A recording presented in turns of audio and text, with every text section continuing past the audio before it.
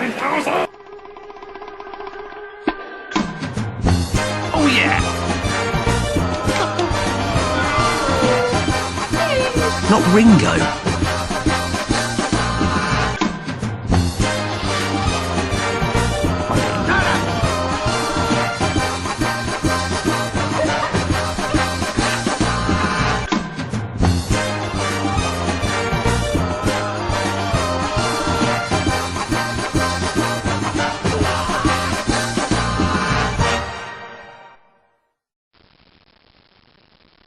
Hey guys, Dalek44 here. I need no introduction, but I've got one anyway.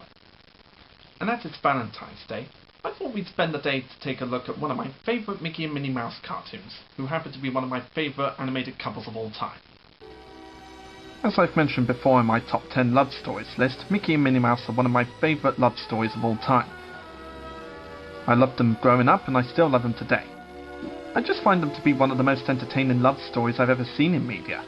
And what better way to prove their love for each other than by looking at that wonderful cartoon from the late 90s, Around the World in 80 Days.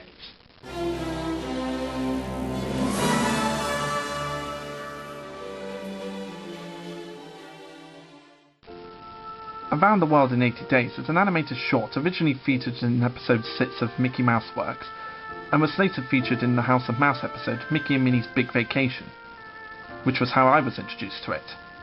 So we got a Mickey Mouse cartoon that's a 2-part 7-minute cartoons based off of an old novel. So how exactly can 2-part short cartoons based on this big novel work? Well, let's take a look.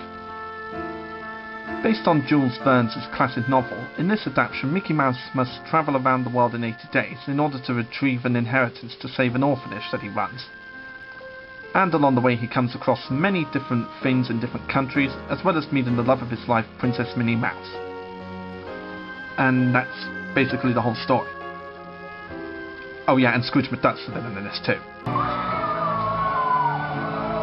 Even though I never really read the original novel, or watched anything based on the novel, well, except for that one Looney Tunes movie where they had Tweety Pie going around the world in 80 days, and that's pretty much it. I really do enjoy this cartoon. Even though it's compiled of 2 7-minute shorts, it really does do the story really well. Sort of like how they managed to fit the Christmas Carol story into one 20-minute cartoon when Mickey Mouse adapted for it. When I first watched this short on House of Mouse, I enjoyed it a lot. But looking at it again today, I still enjoy it. In fact, I consider it one of the best Mickey Mouse cartoons I've ever seen from the 90s and early 2000s. And the characters in the short are pretty much the same characters that we all know and love.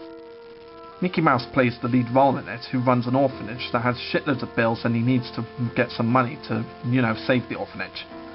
And once he has the news of this inheritance, then he's willing to go around the world in 80 days like Scrooge McDuck told him in order to get it. Because he was just willing to save the orphanage. This was just a really nice version of Mickey, just like going through any lengths just to get enough money to save the orphanage that he runs. And on his journeys he's joined by Goofy, who pretty much plays the comic relief of the film. And just being, well, goofy. Well, obviously. And then there's Minnie Mouse, who plays the princess of a Bombay village that they come across while riding an elephant. And I personally think that the outfit they gave Minnie in this cartoon is one of the cutest outfits I've ever seen her in. We've all known that Minnie has gone through quite a fashion change over the years, and going through many different outfits in different cartoons. But I find this one to be one of the cutest she's ever worn. And it's another one of those scenarios where Mickey falls in love with Minnie and Minnie falls in love with Mickey. Well, obviously. But then again, what do you expect for a cartoon that features Mickey and Minnie Mouse, eh? It's another one of those cartoons where it just proves that Mickey and Minnie are meant for each other. The scene that definitely proves it is near the end of the cartoon when Mickey gives Minnie all the money he has for dancing shows and all that stuff. I love you, not your money. Gosh, really?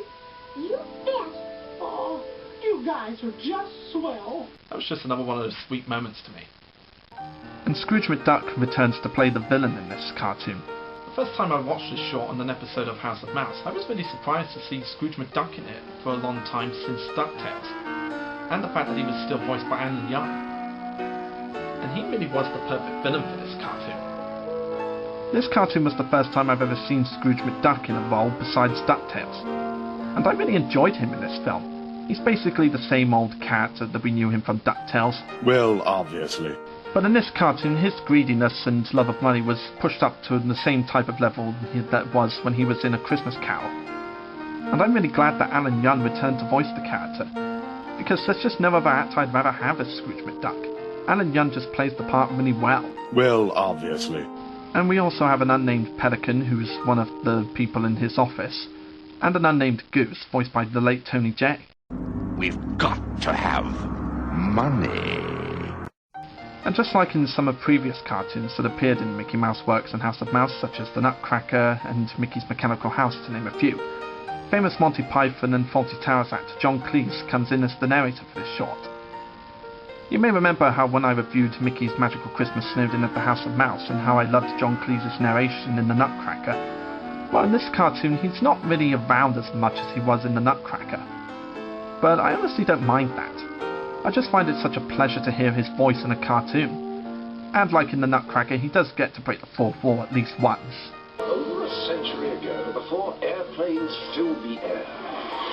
I said before they filled the air, thank you. I fucking love that scene. And I find the animation in this cartoon to be really nicely animated too. Of course, it doesn't have any of the shadings and lightings and high quality stuff that other Mickey Mouse films like Prince and the Pauper and Mickey's Once Upon a Christmas had. But it's still really decent animation, and I really enjoy watching this cartoon every now and then. Now, if I did have any problems with this cartoon, it is the length. And don't get me wrong, I still enjoy it. But I just think that it could also work as a full-length feature film. I mean, like Prince and the Pauper, The Three Musketeers, and Mickey's Christmas Carol, and others. So I sometimes wonder what it would have been like if this cartoon was a full-length feature film. But the length it is in this now is really enjoyable, and I still enjoy it even to this day. And you may remember that a few years ago I did a TTT summer special based on this cartoon. Well, obviously. Shut up. I mainly did it because I really loved this cartoon and I really wanted to do a special like that. And it was an idea that I've had in my head for a while. I love the cartoon that much. If you're a lover of Mickey and Minnie Mouse cartoons, then I'd definitely check this one out. It's one of those cartoons that shows that Mickey and Minnie are meant for each other. And it's one of the most entertaining ones I've seen in the early 2000s. So in my opinion, Mickey's Around the World in 80 Days is definitely one of the best Mickey Mouse cartoons I've ever seen in a lifetime. So if you're in the mood for Mickey Mouse fun and romance between Mickey and Minnie, then I definitely recommend this cartoon. It's got a lot of laughs, a lot of goofiness from Goofy, and you'll really enjoy Scrooge McDuck as the villain, and the Mickey and Minnie moments are really sweet, as always.